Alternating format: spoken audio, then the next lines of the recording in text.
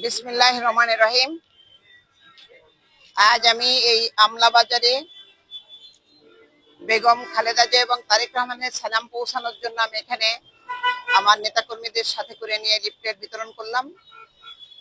আমাদের ভারপ্রাপ্ত চেয়ারম্যান জনাব তারেক রহমানের পক্ষ থেকে যে 31 দফা প্রস্তাবনা দেওয়া হয়েছে, সেটা যেন সাধারণ মানুষের, প্রতিটি মানুষের হাতে পৌঁছে দিতে পারি, সেই উদ্দেশ্যেই আমরা বিভিন্ন বাজার, হাট, দোকানপাট সব জায়গায় আমরা এই 31 দফাকে পৌঁছে দেওয়াই আমাদের এখন বর্তমান মূল উদ্দেশ্য।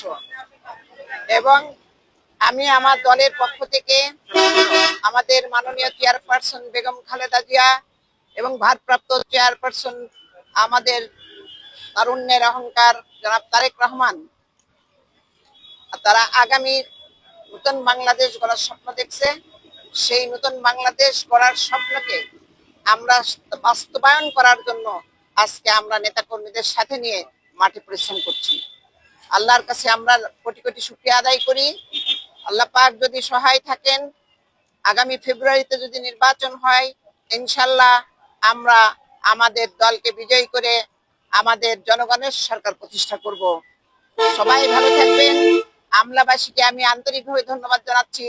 আমলা বাজারের প্রতিটি দোকানদার ভাইদেরকে এবং ব্যবসায়ী ভাইদেরকে আমার পক্ষ থেকে আমি সালাম ও শুভেচ্ছা জানাচ্ছি। আল্লাহ হাফেজ।